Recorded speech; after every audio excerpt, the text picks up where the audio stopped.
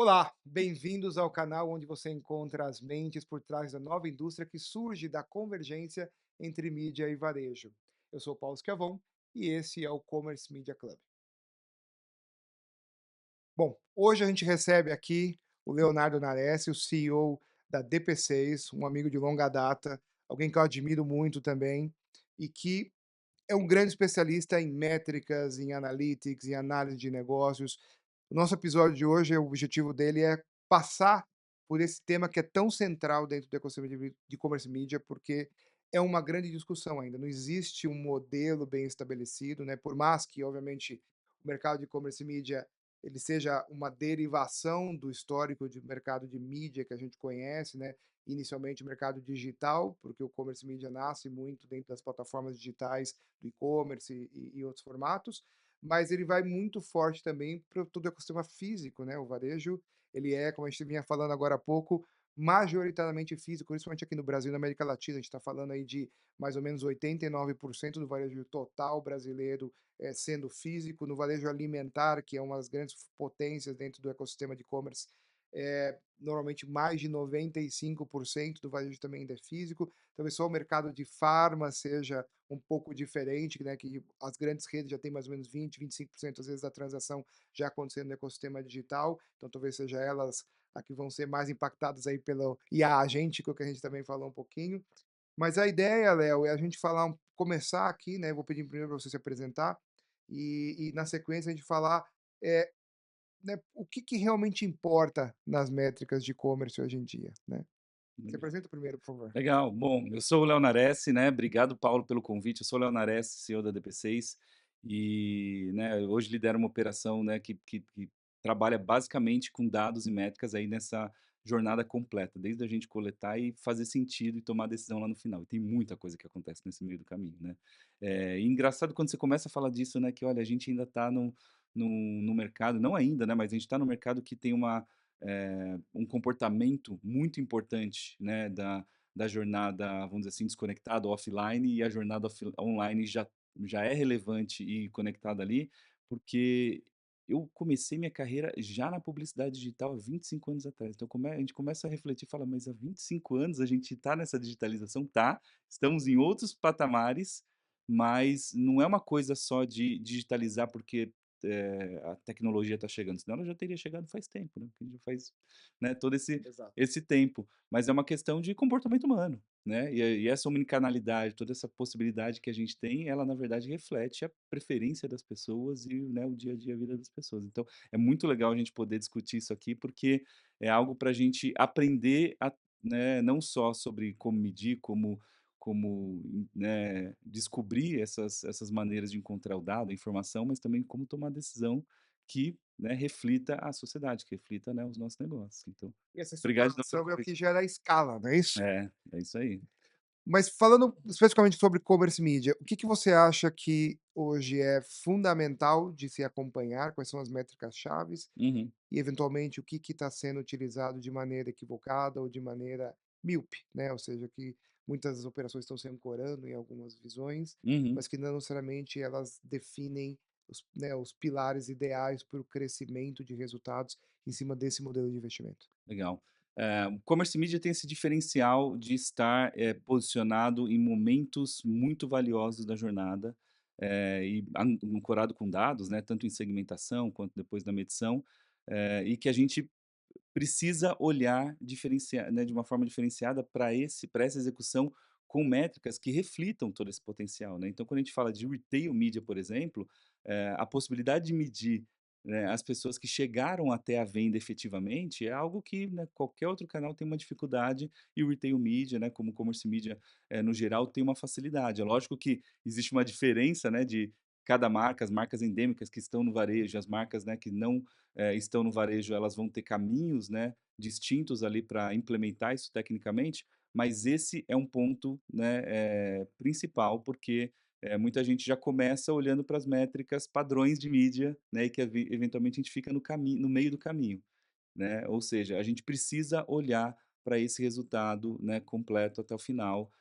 Só que vão ter nuances, né? Porque à medida que esse canal evolui, né, e as práticas evoluem, as oportunidades de comunicação e de mídia ali evoluem, a gente descobre que não é só a influência, né, esse potencial de dados que a gente tem, esse circuito fechado, a gente não usa ele só para o finalzinho do funil. A gente usa também desde o começo da jornada, E como que isso né. acontece?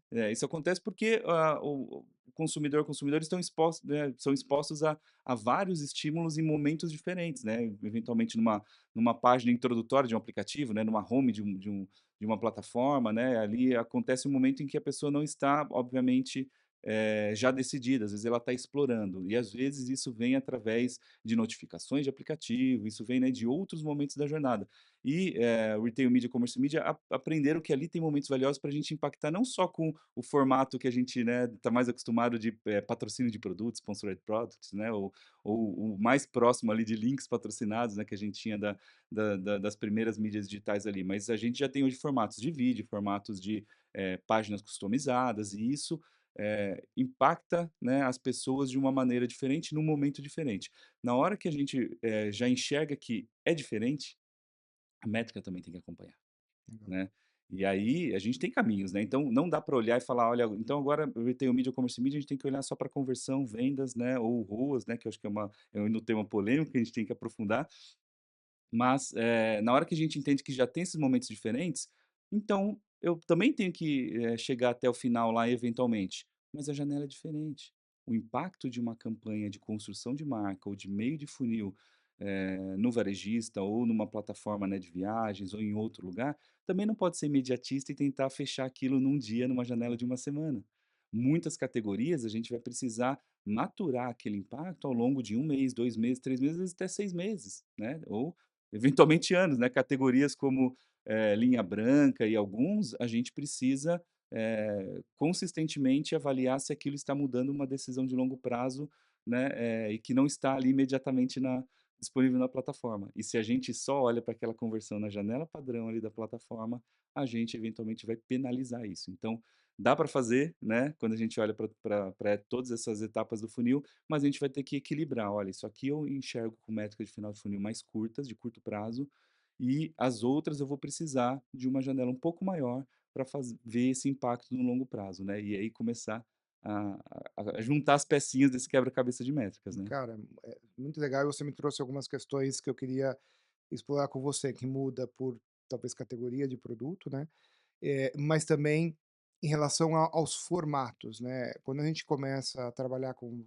né, múltiplos, players aí do ecossistema de commerce media, você começa a ver que normalmente a interpretação é que o formato define o posicionamento, né. As pessoas costumam categorizar dessa maneira: o formato que eu estou oferecendo para o meu anunciante é o meu discurso, a maneira como eu enxergo os diferentes tipos de investimento que ele pode fazer comigo dentro dessa jornada de tomada de decisão do consumidor, Uhum, né. E aí eu brincava, brincava não, falo muito com os amigos, eu falo assim, o commerce media, mergulhei nesse mundo porque para mim era o sonho de consumo de um profissional de mídia que trabalhou mais de 20 anos nessa área, falando assim: "Cara, pela primeira vez eu vou ter um ecossistema completo, aonde eu consigo medir do primeiro impacto, né, de uma marca, de uma campanha, até a conversão e principalmente a retroalimentação disso ao longo do tempo, que quando você trabalha com canais dispersos, você constrói os famosos MMMs que a gente vai falar um pouquinho, mas que tem uma interpretação que pode ser bastante diversa também, dependendo de quem construiu o modelo, né, uhum, ou dependendo do objetivo daquele modelo. Então tudo isso cria variedades. Mas voltando ao tema do formato, eh normalmente o que a gente ouve, mas, né, falando commerce media nas 3 casinhas horizontais que a gente fala, on-site, né, que é dentro da plataforma, off-site, que é usar essa audiência fora do ecossistema proprietário para fazer uma ativação, e in-store, que é o que acontece no mundo físico ali do varejo, normalmente o que a gente ouve, por exemplo, de um varejista que seja omnicanal, que tenha lojas físicas e vendas digitais, ele fala assim: "Cara, finalmente eu tenho um produto agora para investimento de marca, eu tenho as telas na loja, né, para awareness e para consideração, né, não falando só da transação, mas agora eu tenho as telas na loja, ou eu tenho um formato de vídeo no meu site, ou eu tenho banners que não estão só na página de categoria e no resultado de busca, que são os formatos para construção de marca, né". Mas eu provocaria você a discutir um pouco comigo se de fato é só isso, porque o link patrocinado bem construído dentro de uma visão de cesta de produto, dentro de uma jornada mais personalizada de navegação, eu posso estar construindo posicionamento de marca também com a recorrência de apresentação do produto dentro de uma jornada, obviamente, pensada de construção da cesta de compra daquele consumidor, porque tirando, obviamente, os varejos single marcas, né, que não participam muito desse ecossistema de mídia, todo varejo multimarca ele está objetivando construir uma cesta de compras para o seu consumidor Uhum. e não vender puramente um produto que é o estímulo da marca individualmente, né. É. Então, como que você enxerga isso? Formato versus posicionamento de jornada.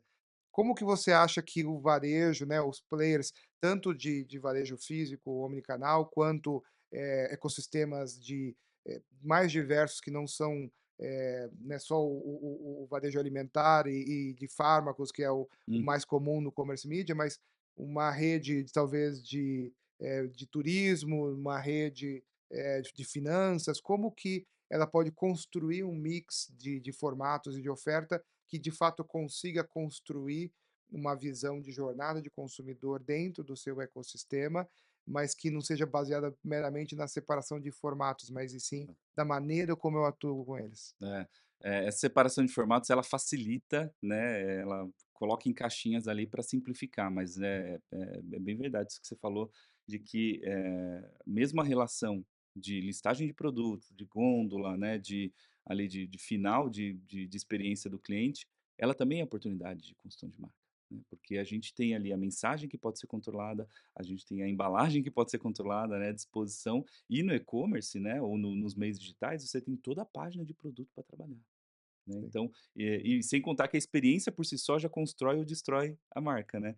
Então se você tem quebra de estoque, já diz muito, né. sim. Se você tem, uma má experiência de compra num canal, talvez a experiência daquele canal, ela transborde para a experiência da sua marca, né, e isso afeta a sua construção de marca também. Então tudo isso tem que ser bem alinhado, né. E aí, a gente consegue ver isso com metodologias que são um pouco mais holísticas, né, o que cada formato ou o que cada, eh, estratégia impacta nos nossos indicadores de curto, de médio e longo prazo, né, e seja em, incremento de marca ou incremento de vendas. Só que a gente precisa, colocar na mesma régua. E isso está quebrado, fragmentado nas execuções, né. Porque quem executa hoje campanhas, eventualmente, de retail media ou de commerce media, eventualmente não é a mesma agência, na maioria das marcas, né, que compõem um mix ali de estratégias de influencers, de creators, de mídia display, de mídia vídeo, e aí você começa a fazer coisas que não se conectam. Né, e na hora de medir, acaba sendo pior ainda, né, porque você, nessa fragmentação você tem muitos relatórios e visões diferentes e uma visão única é mais difícil.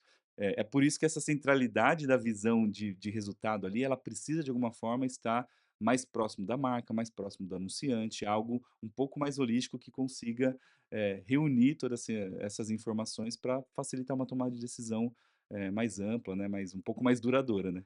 Então, mas você acha que o mercado vai conseguir, olhando para o mercado brasileiro mais especificamente, né, porque a gente sabe que no ecossistema de varejo, cada país acaba tendo características mais Uhum, marcantes, né. Mas no formato brasileiro, né, onde a gente tem uma diversidade de canais muito grande, a gente não tem players dominantes em nenhuma categoria, uhum, né, que acabam muitas vezes conseguindo sim. impor. Tirando obviamente os marketplaces digitais que têm, né, os grandes aí chegam a 30 e poucos por cento de participação total no e-commerce, mas tirando 2 ou 3 players que a gente conhece, basicamente o ecossistema é 100% fragmentado a partir daí, né, sem nenhuma grande relevância individual. Você acha que o mercado vai conseguir se autorregular ou o que você acha que precisa ser feito, né, por nós, representantes da indústria de alguma maneira, para estimular isso, para que a gente consiga, não sei se o caminho é criar de fato uma administração no contexto do varejo, no contexto da marca, no contexto da agência, para administrar o ecossistema de commerce media de forma unificada, ou para dizer: "Olha, estes investimentos não podem ser feito fragmentado", porque é como você falou, hoje uma marca, né, grandes marcas que a gente se relaciona cotidianamente no trabalho, fala assim: DOH, que inclui as telas em store, é uma agência que faz. O e-commerce, que é basicamente o produto patrocinado, Uhum. normalmente na gestão de uma agência especialista, é outra agência que faz. Às vezes o banner nesse mesmo canal é uma outra agência que faz, às vezes ele tem o privilégio de fazer em conjunto. Uma ação de creator associada à marca é uma outra agência que faz. A ativação de audiências no ecossistema aberto é visto muitas vezes só como, parte de awareness ou consideração e não performance, é feito em outra agência de marca. Então, você tem aí, às vezes 4, 5 agências operando os investimentos no mesmo ecossistema, né. É, Que é um que eu fazendo um paralelo, eu comentei no episódio anterior, é mais ou menos o dilema da época que começou o search marketing no Google, né, que onde tinha, né, eu trabalhei numa grande indústria de eletrônicos e lá atrás, obviamente que depois rapidamente foi resolvido, mas lá atrás acontecia assim, o investimento de produto era feito no search e era uma agência. O investimento da marca principal era feito no search e é feito por outra agência. O investimento de e-commerce era feito no search e é feito por outra agência. Então, e obviamente em algum momento cara, o ecossistema de ativação é o mesmo, né, no caso ali o Google Search. Então, precisa ser feito por uma única agência independente do canibalizava, propósito, né. canibalizava, aumentava custos e perdia eficiência. Você acha que o ecossistema de commerce media deve evoluir para uma visão, holística de compra e ativação, ou é mais uma orquestração de como cada um se posiciona dentro dessa diversidade de agências especialistas e formatos especializados que no final todos eles devem culminar, né, no aprendizado sobre um produto e a venda efetiva nos canais principais de distribuição daquela marca, mas que hoje está completamente ou bastante ainda descoordenado, né. Como que você acha que vai ser essa evolução? Existe uma refatoração, necessária que deve acontecer, né, então, grandes marcas sempre separaram shopper media, né, de eventualmente mídia digital e quem está eventualmente executando mídia digital acaba executando retail media, mas o assunto tem muito a ver com shopper media e a ver, né, e deveria estar conectado ali. E isso acho que naturalmente o mercado vai, né, se moldando para oferecer a solução completa, como você falou em search, isso aconteceu, né, e aí as iniciativas separadas ali pararam de concorrer uma com a outra para a mesma marca, porque algumas operações foram unificadas. Mas isso é até uma adaptação até das relações comerciais, das agências, né, que acabam criando esse ciclo. Mas o importante é construir os barramentos, construir as governanças conjuntas, né, porque a gente pode ter 6 fornecedores que façam. Se todos os fornecedores, se todos os parceiros, né, todas as agências seguirem, né, a régua comum, né, e uma visão comum de resultados e uma especificidade ali em relação a cada execução, qual que é o objetivo esperado, isso colocar numa régua só, a gente ainda tem um benefício, né, de ter as especialidades trabalhando, mas com uma visão de resultados, né, unificada. Agora, quando a execução está fragmentada e a decisão e a gestão e a governança também estão fragmentados, aí não funciona, né. E você acha que essa governança nasce na marca, Hã. que é o que eu acabo vendo mais, né, e Uhum. isso acaba acontecendo majoritariamente ou quase que exclusivamente em grandes marcas, porque as menores às vezes não têm fôlego próprio para fazer essa governança, ou são consultores ou agências, né, as AORs, né, as É, Agencies of Record records. Aham. das indústrias, dos anunciantes, que vão construir essa governança. Onde que você acha que é o ambiente mais, saudável, mais eficaz de construção dessa governança?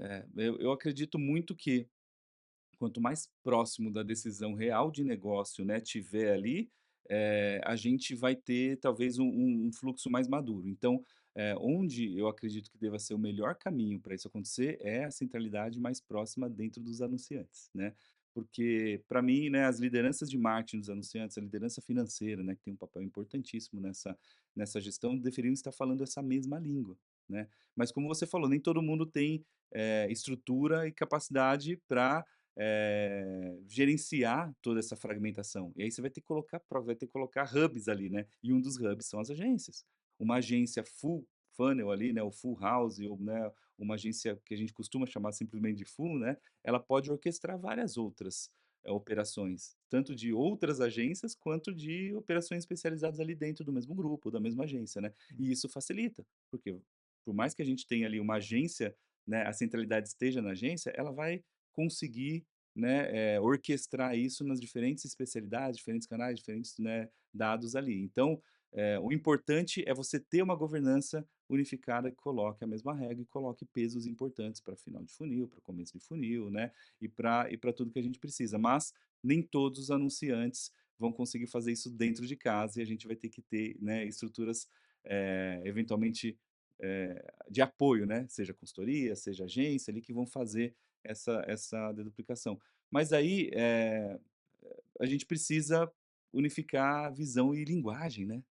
E começar a falar, né, sobre isso de uma forma mais, estratégica, porque, algumas agências, às vezes, são privadas dessa discussão estratégica sobre o objetivo financeiro, eventualmente, de uma campanha, e recebe só o objetivo tático. Você tem que crescer marca, você tem que crescer vendas, né. E aquilo existem várias maneiras de você provar que cresceu vendas, inclusive as vendas que não são incrementais, né, e você teoricamente bateu a meta. Mas se a gente for conversar diretamente com a liderança financeira, com o CFO, com a CFO ali, a gente vai perceber que não era aquele objetivo tático que deveria ser o resultado final da campanha, deveria ser um objetivo mais amplo, né. Agora, do outro lado também, né, quando a gente está dentro da empresa, né, isso aí foi um desafio das agências, né. Quando a gente está dentro das marcas, dos anunciantes, a própria, vamos dizer assim, separação ali entre marketing e área financeira, ou área de produtos, né, ou área de estratégia, ela causa também esse ruído, né, porque o marketing define no plano estratégico o que quer, né, esses objetivos, mas na hora que a decisão vai ser tomada sobre aumentar ou diminuir o investimento ou, né, ou chegar ali no resultado final, é tomada por uma liderança financeira que não avalia o resultado de longo prazo, de médio prazo, de curto prazo, ou seja, não entende o marketing também. Então, às vezes o marketing não entende o requisito financeiro e o financeiro não entende o requisito de marketing ou as nuances que a gente pode fazer, né, porque imagina uma decisão que a gente sabe que metade do seu resultado, vai depender de você construir essa relação de longo prazo. Algumas categorias são assim, né, a gente o resultado que a gente está fazendo de campanha hoje, naquele mês você vai ter só metade do potencial. Tudo que você executou naquele mês, provavelmente ao longo do ano, 50% vão se materializar ainda. E se a, né, a decisão estratégica da empresa não enxerga esse potencial de longo prazo, vai cortar aquilo no primeiro sinal de crise. E aí você não vai ver o impacto imediato, mas vai ver ele até o final do ano. E aí fica aquela eterna busca de tapar buraco, né. Acho que os produtos de maior valor agregado, onde tem esse impacto, esse halo effect É. maior, né, no tempo. Mas quando a gente fala de mercado de consumo, não, é muito imediato, né, principalmente mercado alimentar, se a gente for Uhum, falar. Mas aí você trouxe todo esse tema, fundamental de, onde está a análise e quais são os atores dentro dessa jornada de análise que estão acontecendo.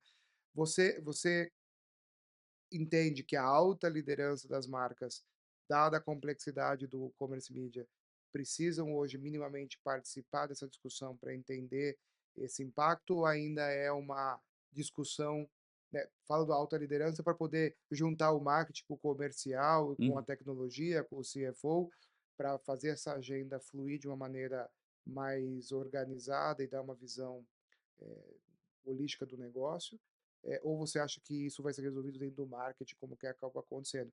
Porque o marketing é aquilo que você falou também, normalmente ele não tem visibilidade necessariamente, né, algumas indústrias sim, mas não todas, dão visibilidade para o marketing dos números efetivos do que estão acontecendo no negócio, marketing de contribuição, né, o marketing acaba controlando ali o market share, né, indicadores mais, competitivos e não necessariamente nominais de saudabilidade do negócio tão claramente, normalmente. Como que você acha que essa discussão deve acontecer dentro de uma grande da não só de uma grande, mas de qualquer indústria ou Uhum. marca que esteja buscando explorar o melhor do que o commerce media consegue trazer? Eu acho que essa discussão precisa acontecer dentro da marca, dentro dos anunciantes, dentro das empresas como um todo, porque essas evoluções elas não são estanques ou separadinhas por departamento, por área. Elas afetam umas às outras, né. Então, toda essa nova relação de commerce media, retail media, ela afeta as estruturas do comercial, ela afeta as estruturas de trade, ela afeta várias outras estruturas. E se a gente deixar elas rolarem separadas e soltas, né, elas vão conflitar e a gente não vai chegar no resultado que a gente queria, elas vão comer resultado uma da outra, né, e vão não lutar pelo objetivo ali comum. Então, né, a alta liderança ali, eu acho que ela tem um papel fundamental de mudar incentivos, de mudar metas, né, de mudar objetivos em comum, né, porque se a gente deixar cada um com um objetivo diferente, distinto, com, né, olhares ali para o futuro diferentes, então o comercial tem uma meta de aumentar o sell-out em tanto, né, enquanto que a nossa área de marketing, mídia ali tem o objetivo de crescer a marca. Só que você está fazendo uma estratégia de retail media para crescer a marca e teoricamente ela leva um pouco, do seu investimento, do seu posicionamento direto no varejo, que deveria ser uma função do trade ali, né, ou do comercial. Aí, e eventualmente não está sincronizado, né, porque às vezes o investimento de distribuição não está alinhado com o investimento de retail media, você tem quebra de estoque, você tem, né, coisas ali que acontecem. Aí fica, né, surge aqueles conflitos ali, de resultado e conflitos até, né, dentro das organizações, os times ali. E isso só de falando de marcas, né, quando a gente está falando do varejista, que também tem esse desafio de como levar essas ofertas ou esse relacionamento para as marcas, a competição ainda fica, né, mais difícil ainda, porque, você vai eventualmente, compartilhar o mesmo orçamento das marcas, que antes era destinado só para gôndola, preço, gestão de categoria, e agora também, né, está sendo, né, movimentado para cobrir a comunicação ali, de retail media, né, do varejo, da comunica do final ali. Se esse resultado geral contribuir para uma, eh, vamos dizer assim, um crescimento, né, amplo, né, da marca, todo mundo vai ficar feliz, né. Mas ninguém está olhando, né, para isso, com esse potencial de sinergia. Tá cada um falando: "Não, minha meta é essa, se você tirar dinheiro daqui, eu vou, né, reduzir a minha entrega e isso não pode acontecer". Aí você, né, você sabota até a colaboração. Então, a minha visão eh desse trabalho estratégico que a liderança precisa fazer precisa agir onde tem conflito de interesse, conflito de incentivo, conflito de estrutura, porque senão a gente vai criar concorrentes dentro da própria empresa, né, isso não é, né, saudável para a gente tirar o resultado. Governança é a palavra-chave. Governança. Governança e comitês interdisciplinares para construir essa jornada em conjunto. É isso. E imagina, né, que as pessoas, de uma área comercial, de uma área de trade, elas passaram, né, anos ou décadas, né, chegando até um pedaço ali da jornada, influenciando com as suas métricas e crescendo enormemente o investimento. E agora a gente tem a oportunidade de trazer uma sinergia com marketing e mídia, as pessoas têm que, eventualmente aprender, estudar uma disciplina nova que não estava até no job description, né. Sim. E do outro lado a mesma coisa. Marketing e mídia estava tão acostumado a fazer link patrocinado, mídia, vídeo ali, falou: "Mas agora eu também tenho que entrar no varejo e entender margem, né, frequência de compra, A jornada do né, shopper. jornada do shopper, churn e tudo mais".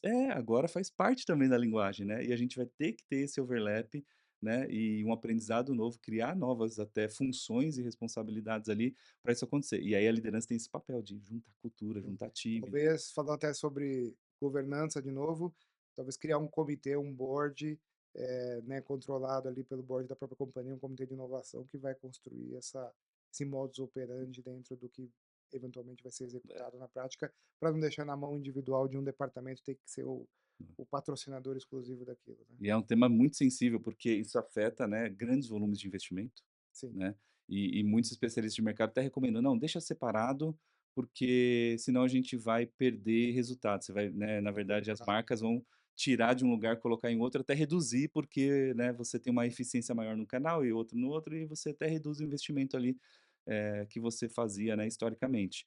É um pouco verdade, né, mas eu acho que agir em cima disso, né, e fazer uma estrutura melhor para o futuro, é melhor do que deixar aquilo minguando ao longo do tempo, porque essa migração naturalmente já vem acontecendo, né, das relações entre, comercial, né, mídia e como o e-commerce media, o retail media posicionados bem ali no meio, tá chacoalhando isso, né. Com certeza.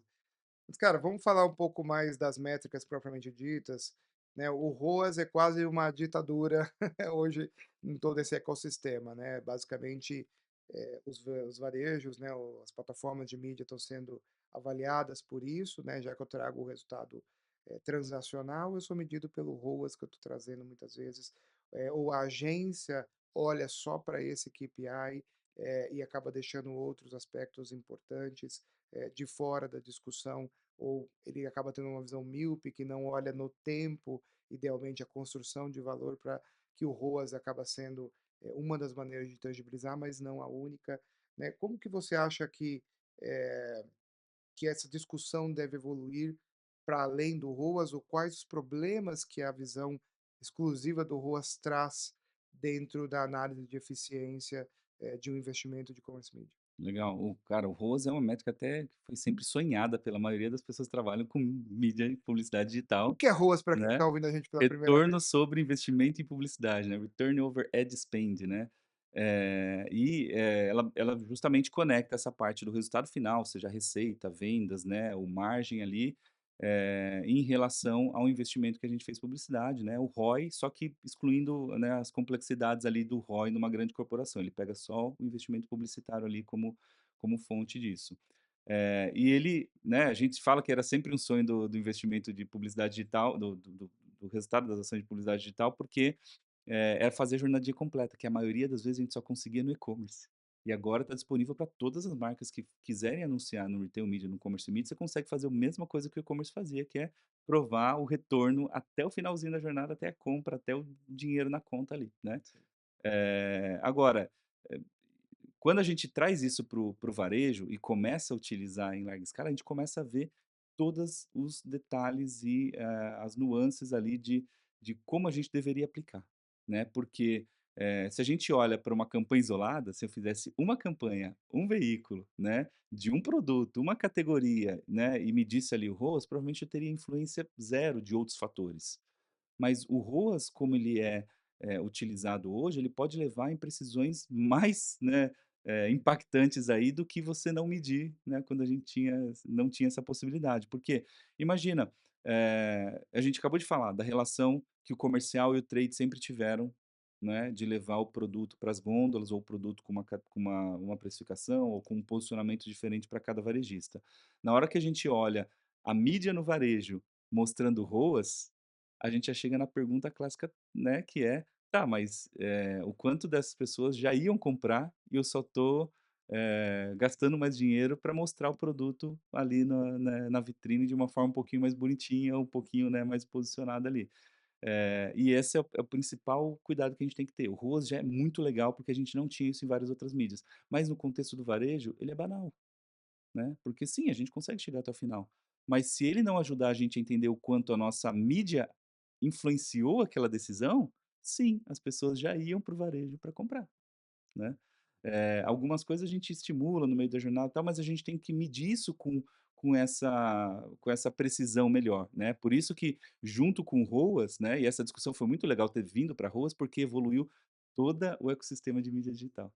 Como o retail e o e-commerce levaram esse ROAS como discussão padrão, todos os outros canais falaram: "Não, eu também provo ROAS, então espera aí, vamos chegar lá". Como, né? E às vezes, essa discussão estava parada, estava lá engavetada falando: "Não, a gente não precisa provar ROAS agora desse canal", mas como o varejo está competindo pela verba, agora não, todo mundo vai provar ROAS. Então essa discussão foi positiva na minha visão, porque ela levou essa provocação para frente.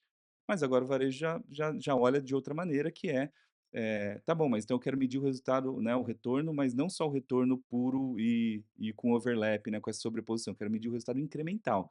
O quanto de pessoas que não iriam comprar, estão comprando agora só por causa dessa influência da mídia". Sim, E aí isso muda tudo, né.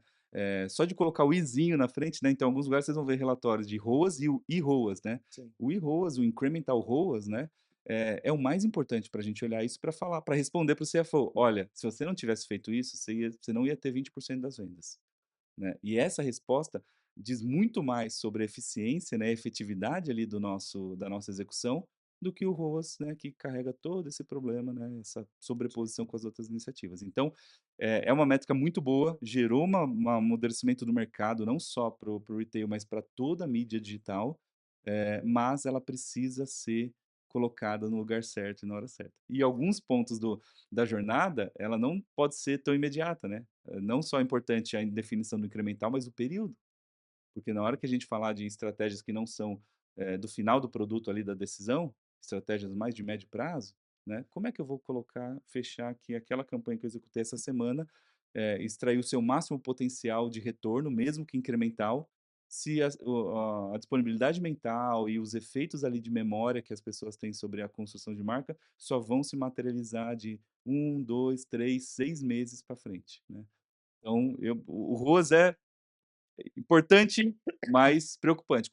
Dizem que, né, mais poderes e mais responsabilidade, eu acho que é a mesma coisa. Com voo, você tem que ter mais responsabilidade ainda na hora de reportar ou tomar decisão, né. Marcelo, você pegou um ponto que eu queria explorar também, que é sobre como que se constrói essa incrementalidade, né? Você falou agora do iROAS, falou, né, dessa visão, mais racional dos investimentos, mas como que você entende que essa construção precisa ser feita, né? Ou também não sei se a gente já está na maturidade para conseguir ter um caminho, entre aspas, ideal, né? Mas quando a gente fala de incrementalidade, normalmente no ecossistema de e-commerce media a gente fala de lift de vendas, né, ou seja, crescimento de vendas, com crescimento de percepção daquela marca, ou de reconhecimento daquela marca, né, o brand lift, sales lift. Eu estou falando de grupo teste e controle, né, no sentido de que eu vou comparar o meu resultado em lojas que tenha faturamento e supostamente perfis similares de compradores e olhar o que eu vendi dentro de uma loja que estava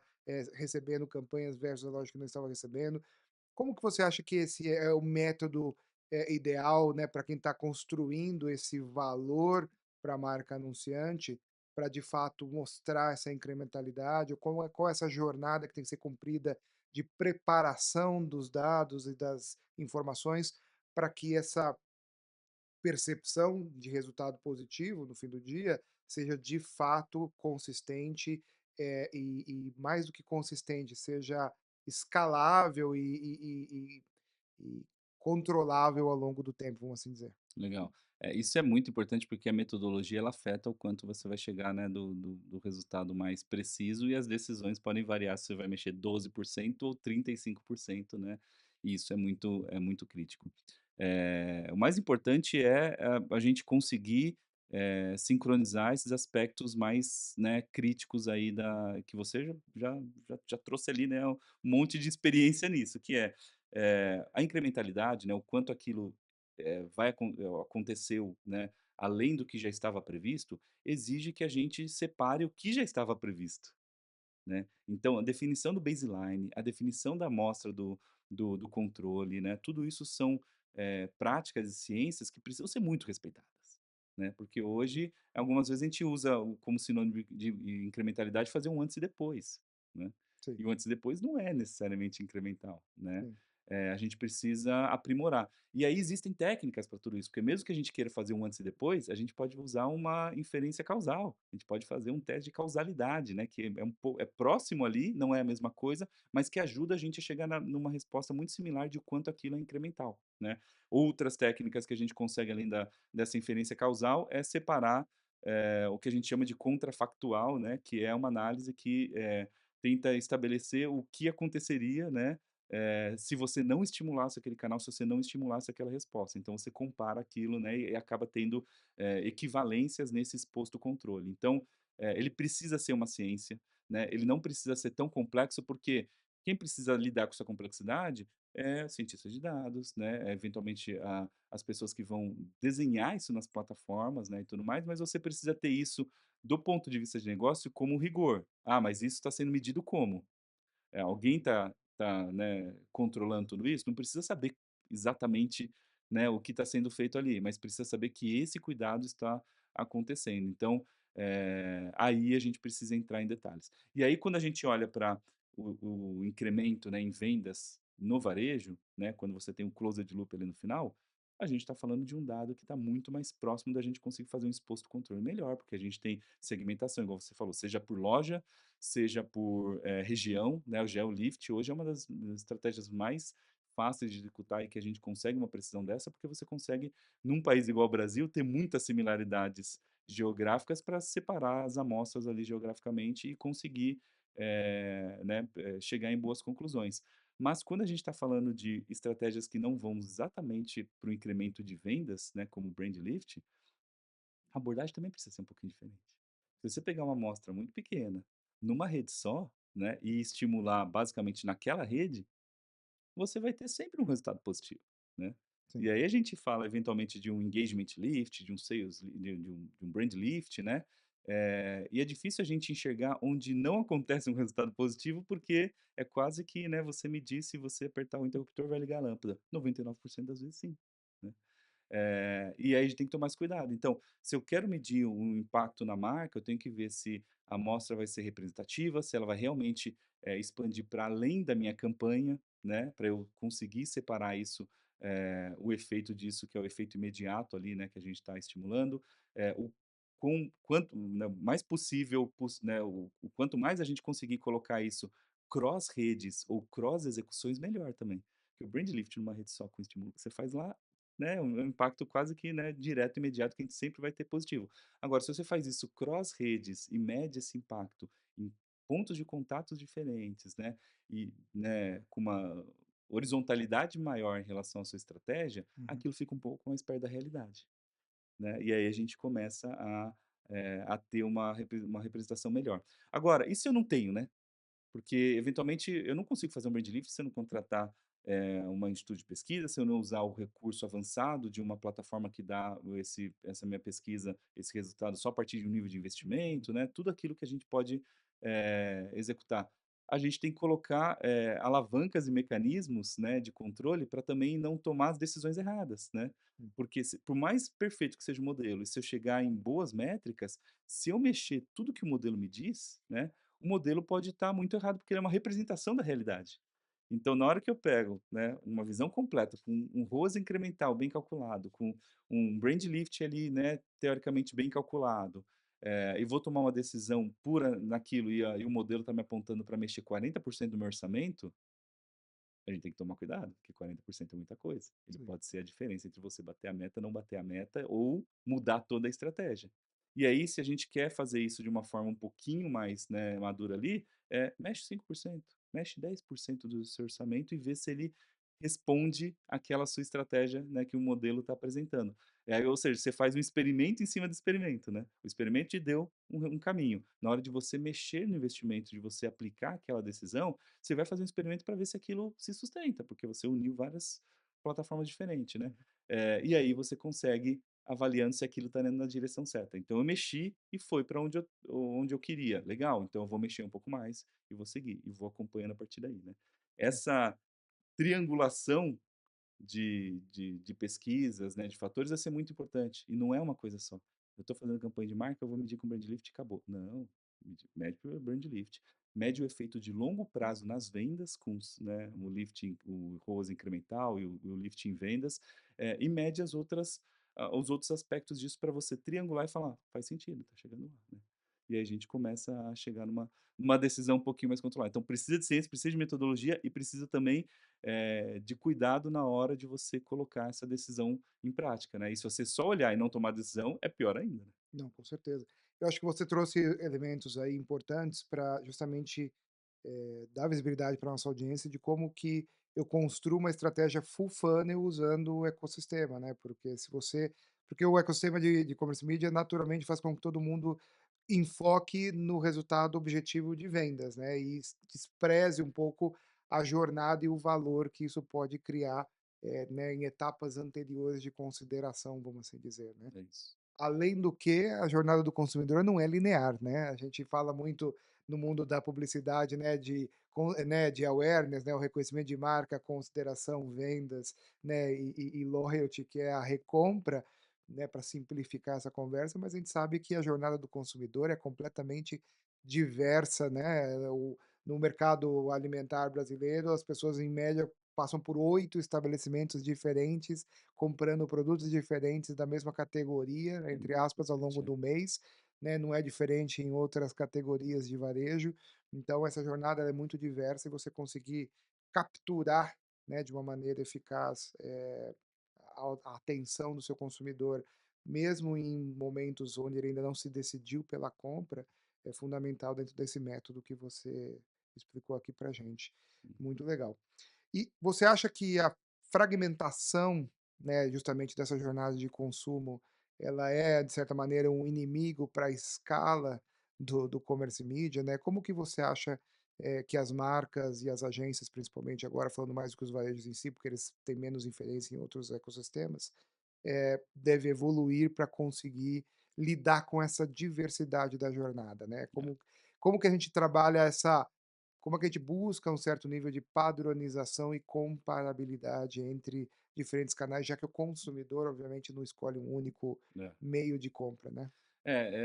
Ele é, né, a fragmentação ela é um desafio, né, mais operacional do que propriamente um inimigo, né, da nossa estratégia, porque essa fragmentação ela reflete, na verdade, uma característica da sociedade brasileira, né, da sociedade de cada região, na verdade, de como isso acaba representando ali no seu dia a dia. E, para o né, para o nosso mercado aqui, é uma vantagem grande, né, porque a gente tem uma menor consolidação, você tem eventualmente até condições melhores de negociação das marcas, eventualmente um benefício extra para o consumidor, né, em relação a isso, mas na hora que a gente vai executar, isso tira, né, realmente eh, uma produtividade. Porque imagina, né, a média de redes, né, que a maioria das pessoas, das empresas que investem, dos profissionais que investem em retail media, é de 6 a 11 redes.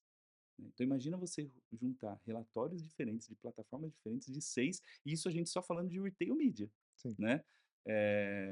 Dá um trabalhão, né. Se a gente fosse colocar ali numa regra de 80/20, dá para dizer, talvez dizer, né, que, 20% do seu trabalho ali de consolidação de dados e depois, de execução, esteja em só fazer esse trabalho operacional, né. O que você faria com 20% melhor de produtividade em relação a isso? Muita coisa, né.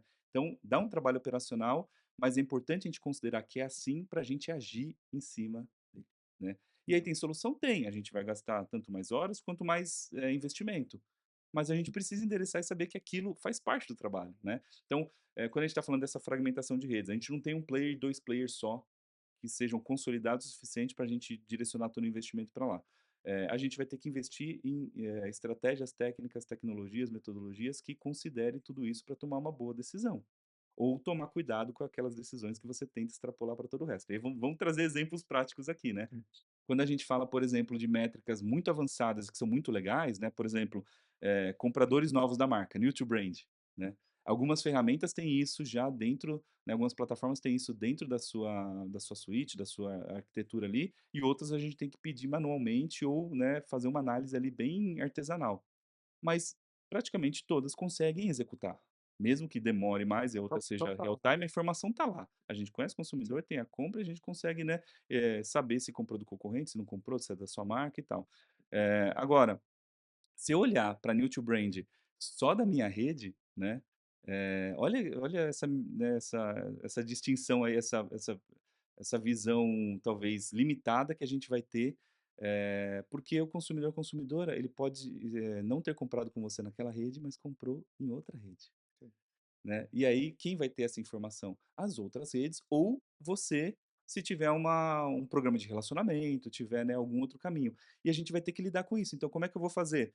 Eu vou estabelecer um programa de colaboração de dados, uma data clean room, por exemplo, né, adotar uma tecnologia de data clean room, que é uma tecnologia avançadíssima, e, trocar dados com todos os varejistas que eu faço estratégia de retail media para que eu possa comparar isso de uma maneira um pouco mais, né, igualitária ali, aí já é um caminho, né. Outros caminhos que a gente pode ter para trabalhar esse new to brand é refletir isso e triangular com outras métricas, como por exemplo de programa de relacionamento ou CRM. Se naquela campanha, naquele canal, eu estou vendo que eu tenho um new to brand, né, elevado ou atingir um segmento ali diferente, né, que trouxe essa diferenciação ali para mim de aquisição de novos clientes, vamos comparar com o nosso programa de relacionamento. As pessoas que estão participando do nosso programa de relacionamento, que fazem parte daquele produto, né, que tem relação com aquele produto, também na minha base começaram a demonstrar um aspecto de novas pessoas, né, ou uma segmentação, um share parecido, parece que eu estou indo no mesmo caminho. Você valida, triangula e fala: "Faz sentido o que a plataforma está me reportando", né, porque às vezes ele pode simplesmente só não ter representado naquela plataforma. E na hora que a gente triangula, né, a gente consegue. Então, a fragmentação é um desafio operacional, né, mas também é uma oportunidade para a gente trabalhar. Às vezes a gente vai ter que investir mais em tecnologia ou investir mais em processos para fazer isso acontecer.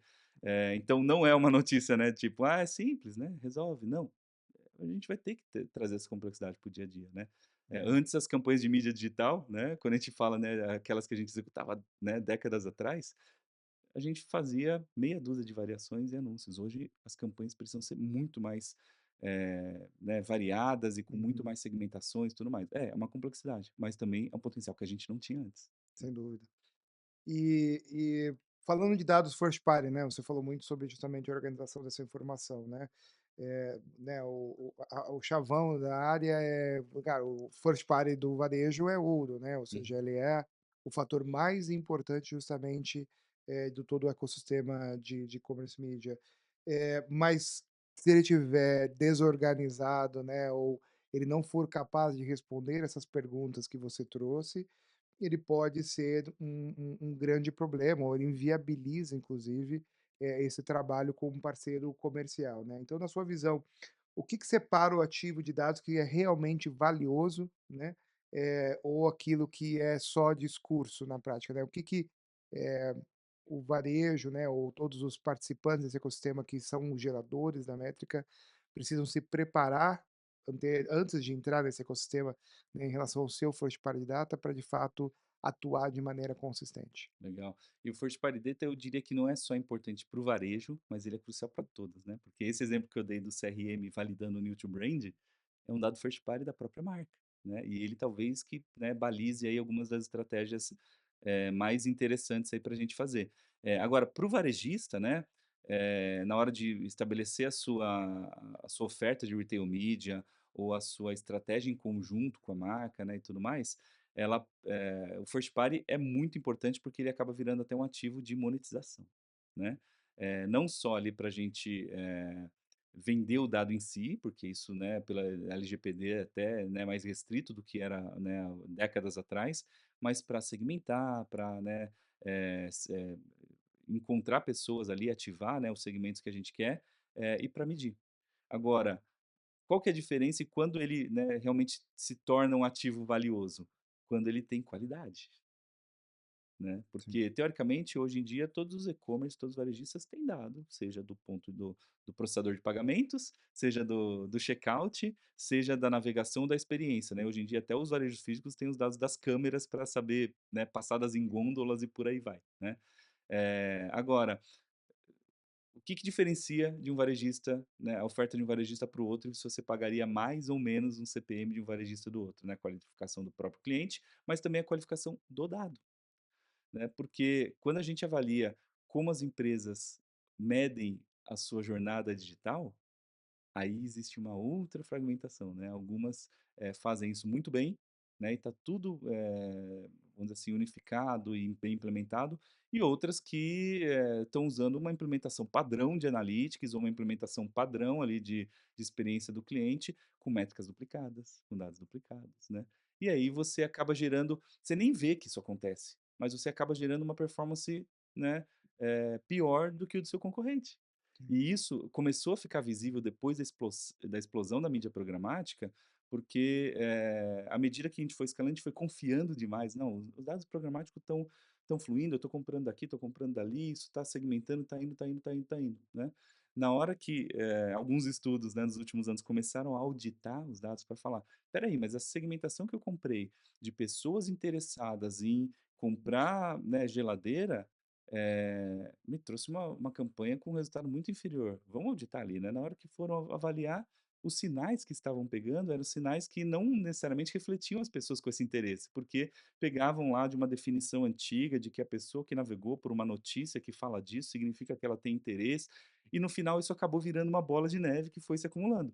E com varejo isso também pode acontecer, não por, vamos dizer assim, com intenção, mas porque você deixou de observar se as suas tags estão disparando corretamente, se seu data warehouse está integrado, se seu RP fala a mesma linguagem do produto que o seu sistema de pedido do e-commerce, né. E só de você não bater o nome de um produto ou a categoria de um produto entre o RP e o e-commerce, você já perde eventualmente metade da qualificação do seu dado do varejo, né. Então o first party data é muito importante, mas para ele se tornar bem valioso, a gente precisa primeiro cuidar da qualidade, e depois levar para a plataforma, né. E aí vai ter o desafio operacional também de colocar na plataforma de mídia, de retail media, de commerce media, né, e fazer aquilo ser um ativo, né, e também utilizar para mensuração, né. E aí a gente pensa que só para por aí, né, não, porque esse dado ele pode ser, trabalhado e virar, inteligência aplicada para isso. Porque se eu pego o dado de cada produto que a pessoa comprou e coloco, você pode segmentar porque comprou esse produto, legal, já é uma informação valiosa.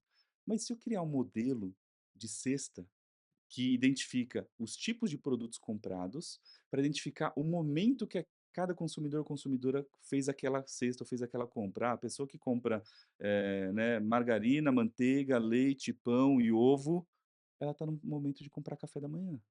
Essa informação de momento de café da manhã é muito valiosa para algumas marcas, né, endêmicas e não endêmicas. Imagina o quanto você poderia cobrar ou monetizar essa informação, que é muito mais importante do que quem compra ovo e leite. É quem tem intenção em café da manhã, que pode ter um mix diferenciado ali, né. Então ele é valioso, tem que cuidar com a qualidade e ele tem potencial para se tornar ainda mais valioso e não, pode ser subexplorado ainda. Legal, cara. E falar um pouquinho, né, caminhando aqui para as 2, 3 últimas perguntas, eh, falando um pouco da evolução do comércio mídia para além do varejo físico, né, mas principalmente para provedores, de dados transacionais, de serviços, né. Como que você vê essa evolução? Onde você acha que está a oportunidade? Tem várias, empresas, de loyalty, né, de programa de fidelidade, empresas do setor financeiro, né, processadores de cartão ou, enfim, algum tipo de empresa que participa desse ecossistema e capta dados sobre transações, de compra ou de serviços. Como que você entende que elas podem chegar no ecossistema de commerce media, se integrar a isso e gerar valor para as marcas, né? Talvez qual é a grande oportunidade para esses novos entrantes do ecossistema que vem evoluindo de Uhum. maneira rápida também na América Latina? Como você acha que é as oportunidades para quem está além da gôndola propriamente dita, né? Legal.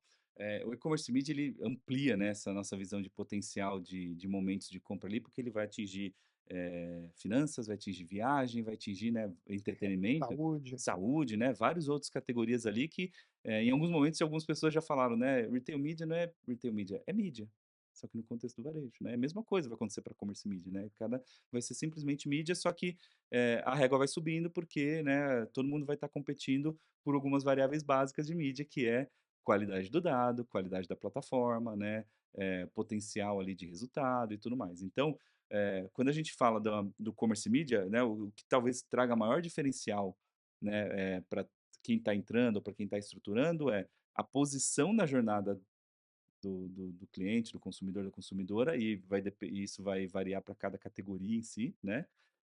A qualidade do dado, como a gente já falou, e o dado ali, mas, né, você falou de alguns exemplos bem legais. Então, viagem, por exemplo, o dado first party de viagem é muito valioso, né. A gente tem segmentação, tem composição da família, tem perfil de gasto, perfil de consumo, regiões, sabe, você tem muita informação ali. Toda essa informação que o varejo tem sobre consumo de produtos ali, o segmento de viagens também tem sobre comportamento das pessoas que pode derivar, né, pra todos os outros caminhos ali. Finanças, a mesma coisa. Só que aí o que que vai fazer a diferença de cada um ali? É o momento da jornada. No de viagens, né, você pode usar aquela informação que está fresca sobre, o destino, sobre a família, sobre tudo, quase em qualquer momento. Porque no próprio processo ali de decisão da viagem, não é estranho você ter uma marca, uma sugestão, um upselling ou alguma coisa ali. Agora, no segmento financeiro, né, a gente tem um potencial quando isso faz parte de um processo de consumo. Só que imagina você receber uma mídia no momento que você está avaliando sua, opção de crédito ou de financiamento num banco, né. É até um assunto mais sensível. E talvez a mídia ali, ela deva ser muito mais cuidadosa e às vezes alguns já até bloqueiam, falam: "Não vou fazer mídia on-site nesse contexto e vou usar essa informação só off-site". Mas off-site que informação? A informação do crédito talvez eu não possa usar. Então tá vendo que tem, né, sim, detalhes ali que a gente precisa entender, porque, se ela for útil, né, for valiosa e não afetar a experiência do cliente, ela tem um potencial enorme. Eu acho que por isso que o varejo já saiu primeiro, porque o momento de consumo é o momento de estar exposto à publicidade e quase ninguém se incomoda com isso. sim. Porque Aliás, é a publicidade mais aceita em relação a qualquer outro formato, é, né, mais de as 65, pessoas estão 70% dispostas a aceitam. conhecer marcas, conhecer produtos e Exato, tomar decisões ali. Em outros momentos da sua vida, da sua jornada, você não está disposto tanto a conversar com marcas ali, né, e isso faz a diferença. Então, tenho, né, um cuidado ali para fazer, mas de novo, dado, momento, né, e, a capacidade de executar. E aí você vai ter que investir em tecnologia para impactar as pessoas, ou tecnologia para colaborar dados. Porque se você tem um diferencial, né, como no mercado financeiro, de colaborar dados para segmentar campanhas de alto valor, uma Data Clean Room às vezes é mais importante do que você ter uma plataforma de commerce media, de publicação de anúncios, né. Dependendo dos canais que você vai ativar, você vai ter que escolher um mix de plataformas e tecnologias e métricas diferentes. Legal, muito bom. E penúltima pergunta aqui sobre inteligência artificial, automação. A gente falou um pouco do comércio agêntico, Uhum, né, dessa evolução que começa a aparecer, né, foi um tema muito forte na NRF lá nos Estados Unidos em janeiro desse ano, e você até trouxe um artigo sobre isso, né, falando do agente e-commerce, e que muitas vezes ali podem ser geradas métricas até falsas, né, de tomada de decisão, porque eh, talvez a fonte que essa informação está sendo construída, ela é equivocada muitas vezes, porque o sistema não está preparado para isso, né. uhum. Como que você acha, né, que vai ser o futuro, né, com esse advento do agente e-commerce chegando para o ecossistema de mídia, de varejo, né, para serviços, agregando informações de múltiplas fontes, não necessariamente tendo acesso ao first party data adequado para construir essa atribuição ou essa interpretação da jornada do consumidor. Qual você acha que são os riscos, né, e oportunidades que esse novo momento que a gente está começando a entrar, vai trazer para todo mundo que participa dessa indústria? Legal. A gente não tem as respostas, né, acho que mais definitivas, porque está todo mundo aprendendo e tem muita coisa que a gente ainda vai construir, né. Engraçado, né, que às vezes a gente tem hoje uma velocidade maior, então o que nem existia, em 6 meses passa a existir, eventualmente já vira uma grande linha de receita para as empresas, né. Hoje a janela ali de ideia até o resultado tá, né, tá muito menor e isso acho que é, né, é positivo pela transformação que a gente está passando aqui.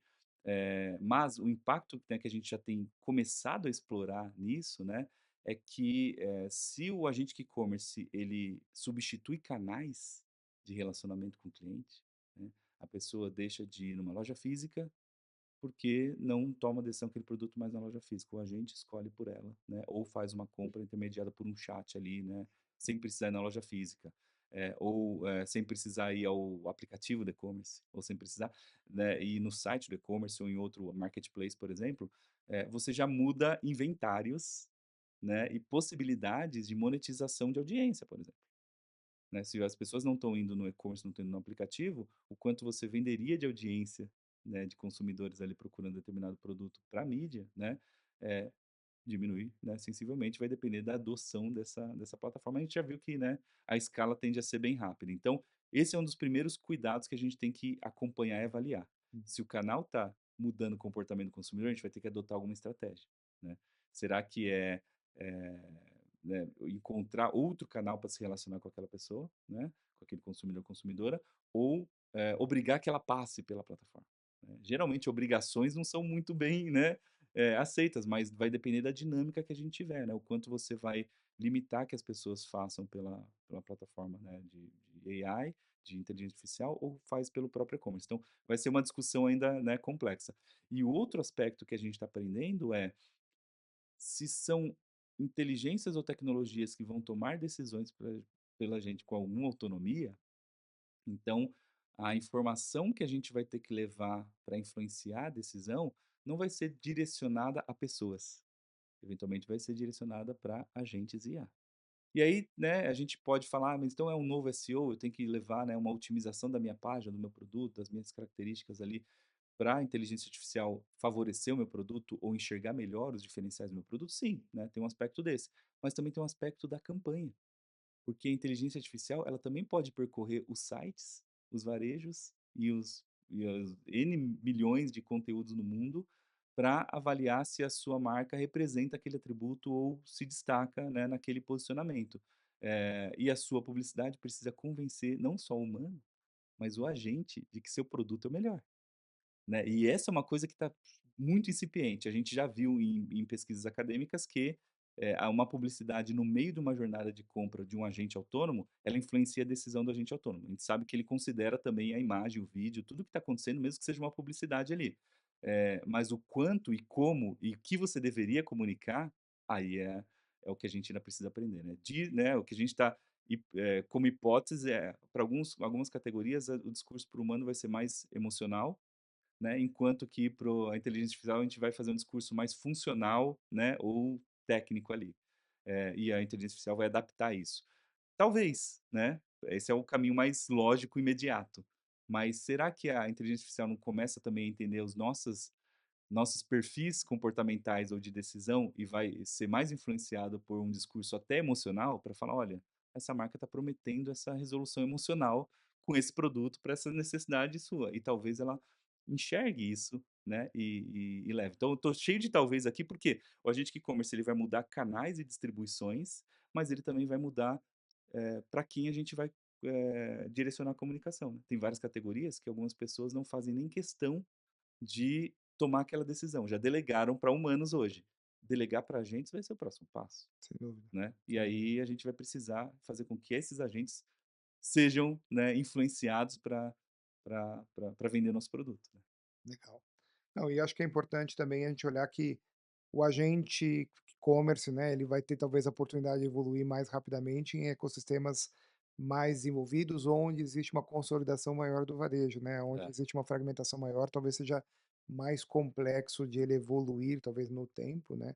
E aí onde a gente fala que às vezes o ecossistema de varejo do Brasil, da América Latina versus mercados, né, dos Estados Unidos, Europa, que tenham talvez uma diversidade menor de players, seja diferente a velocidade desse avanço ou talvez até a contribuição total no negócio que ele possa trazer, justamente porque é mais difícil de, vamos dizer, canalizar para um canal ou outro essas vendas, né, com tantos fatores a serem considerados. Então, é isso, é. muita coisa interessante vem pela frente. Muita coisa, é.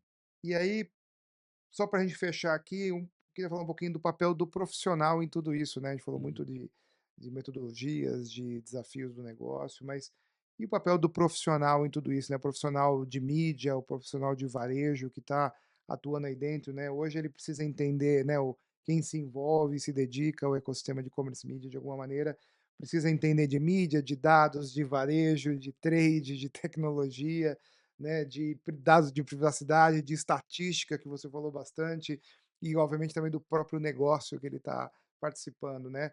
E alguém que consiga lidar com profundidade com tudo isso, parece um pouco impossível, né, que a gente consiga ter profissionais tão completos em Super-heróis, super-heroínas, né. disponíveis para trabalhar para, né, em todos os ecossistemas, a gente sabe que isso é impossível na prática, né. Você vai ter pessoas que se destacam, mas você não vai ter uma Uhum, pujança de pessoas tão preparadas assim, ainda mais com todos os desafios de educação que a gente enfrenta no hum. nosso país. Então, para você, quais são as competências, né, mais importantes ou indispensáveis para o profissional que quer ser um especialista de e-commerce media, de retail media, né, de finance media, de health media, mas alguém que queira falar assim: "Não, eu sou um expert disso", o que que é indispensável na característica de formação e de atuação para esse profissional se destacar hoje? Legal. É até meio contraditório, mas quando a gente fala de um especialista, né, nessas disciplinas, ele acaba tendo um perfil um pouquinho mais generalista, né. Porque a especialidade agora muda de né, de centralidade ali, né, porque especialidade agora a gente está falando de medição, né, de incrementalidade, estamos falando de uma especialidade de técnicas comerciais, né, outras especialidades que vão compor, eventualmente, um time, né. Mas a pessoa que vai ter uma visão de commerce media, né, que é um assunto até hoje já muito amplo, ela vai precisar entender um pouquinho de cada, né, cada coisa dessa. Mas talvez não precise entender exatamente como faz, mas tem que ser crítico, né, do tipo: "Olha, eu entendo commerce media e eu vou desenhar estratégias que buscam resultado, vou avaliar resultados, né, e vou, né, desenhar ali caminhos, né, para melhorar isso. Se ela não souber que a qualidade da amostra, a qualidade né, da coleta de dados faz a diferença, ela vai aceitar qualquer número. Então essa pessoa ela precisa ter a competência de entender, conceitualmente o assunto de mensuração, por exemplo, né, nas suas variáveis. Ah, a amostra é importante, a qualidade é isso, a ferramenta é importante, o que que dá para fazer, privacidade, o que que não dá. Mas isso não é um conhecimento muito, ele é lógico novo, mas ele não é tão denso tecnicamente, ele pode ser atribuído para negócios, só que a gente precisa começar a falar disso, né. Não Uhum. tem muitos cursos que falam disso nessa amplitude, né, alguns de mercado já começam a aparecer, né, tem algumas iniciativas do IAB que já começam a criar uma linguagem comum, mas ele vai ter que falar desse assunto muitas vezes, né. Outras habilidades que a gente vai ter, entender do comportamento do comprador, né, do shopper, técnicas comerciais, não vai dar para fugir, a pessoa de mídia vai ter que entender qual é o efeito de uma promoção, sim, vai ter que entender qual que é o efeito de uma precificação, né, elasticidade preço-demanda, gestão de categorias, né, e outras competitividades que a gente tem no varejo, vai ter que entender, porque a gente está falando de uma execução que é dentro do varejo, e variáveis do varejo vão influenciar muito o seu resultado de mídia. Senão, você estaria comprando uma mídia como qualquer outra, né. Então eu diria que é conhecimento do trade, né, conhecimento do comercial, conhecimento de vendas, conhecimento do comportamento do consumidor, conhecimento de mensuração, né, e algumas tecnologias, mas eu falo conhecimento porque um especialista de retail media, de commerce media, ele vai ter essa visão mais de negócio, mas não necessariamente é ele que vai executar um teste de incrementalidade, não é ele que vai executar uma estratégia, de pricing, ele vai saber o que importa e algumas variáveis, mas tem uma profundidade ali para trabalhar. Então a especialidade sai do canal e vai para aquele assunto mais técnico ali, né. Legal, muito bom. E para a gente fechar, Léo, uma recomendação para as marcas, para quem lidera esse tema dentro de uma marca, uma recomendação. A recomendação é execute e com o olhar aberto para aprender. Porque tudo isso que a gente falou até agora, no ano passado não estava tão claro, no ano anterior menos ainda, né. Há 5 anos atrás quase não existiam algumas dessas definições, né. Ou seja, é algo que tem sido construído, né, ao longo dos últimos anos. Então, eu não deixaria para trás, porque é uma oportunidade muito grande. Então, assim, não, só vou entrar quando tiver consolidado. Não, não dá para fazer. Você vai perder a oportunidade, vai sair, né, depois do seu concorrente, e isso pode custar caro. Então, faça, mas pilote, né, várias das redes, dos varejistas, das ações, né, que a gente pode executar em commerce media ou retail media, elas podem ser combinadas mesmo com guarda-reios ali que fale: "Olha, a gente não sabe como vai dar, mas vamos fazer um piloto? Vamos junto e vamos, né, descobrir Uhum, isso". Quem geralmente faz isso, aprende antes e consegue, né, escalar antes. Então, separa ali um pedacinho do orçamento, um pedacinho do tempo e já começa a praticar. As pessoas que estão hoje aprendendo vão ser especialistas do ano que vem, legal. né. E uma recomendação para o varejista, para o detentor, né, não necessariamente o varejista, mas para o detentor desses dados transacionais, qual a sua recomendação? Invista na qualidade dos dados, na organização desses dados, porque eles valem muito, tá todo mundo de olho, e a gente não pode nem correr o risco, de não usar pela falta de qualidade ou de cobrar barato, né, uma coisa que é tão valiosa, né. E se a gente organiza e a gente faz a estratégia boa, a gente consegue cobrar o preço justo para isso, né, Legal, e monetizar da melhor maneira. Às vezes a monetização não vai ser no seu próprio canal, vai ser off-site, por exemplo. E ainda assim vai ser altamente rentável, né, para sua operação de varejo que tem a margem tão apertada, né. legal. Então, Muito bom, cara. E para a gente fechar, a última recomendação para as agências ou olha, agentes que estão nessa jornada.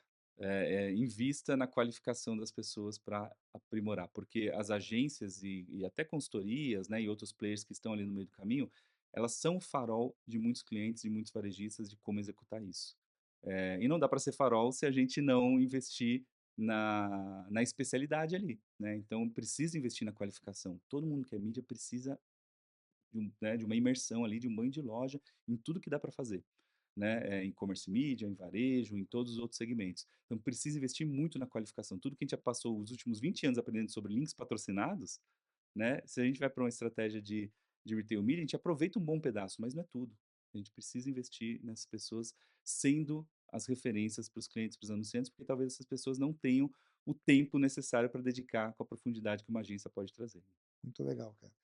Então, eu poderia talvez resumir que a nossa conversa aqui é multidisciplinaridade, governança e qualidade da informação. É isso, São né. os fatores chaves aí que a gente tem que controlar nos diferentes atores para a gente construir um resultado consistente, não só no curto prazo, mas ao longo do tempo. É isso, eu só adicionaria a decisão, porque a Legal, gente faz todo esse caminho de qualidade, mensuração, né, e enxerga os potenciais e os desafios, mas a gente não pode ficar parado com essa decisão. Por perfeito. mais que às vezes eu tenha um dado que não tenha a qualidade que eu gostaria, mas eu tenho que tomar uma decisão e tenho que triangular para tomar a melhor decisão. E a gente precisa executar, mesmo que a gente seja mais cauteloso, não cauteloso, né. Dado parado, né, e sem tomar decisão, né, acaba sendo um ativo menos valioso, e a decisão que você deixou de tomar, né, você não volta atrás, né, então a gente precisa executar e ir ponderando ali e, né, para fazer esse caminho funcionar desde a do momento ali da coleta da informação até a execução do dado, então precisa Maravilha. acontecer, né, a decisão precisa acontecer. Perfeito, cara, perfeito. Léo, sem palavras para agradecer a sua participação aqui no nosso canal, foi um privilégio ter essa troca Obrigado, com Paulo, foi um você. prazer Tenho meu. certeza que a nossa audiência vai apreciar muito todas essas dicas e essas iluminações que você trouxe para quem está surfando esse novo ecossistema. Obrigado mesmo.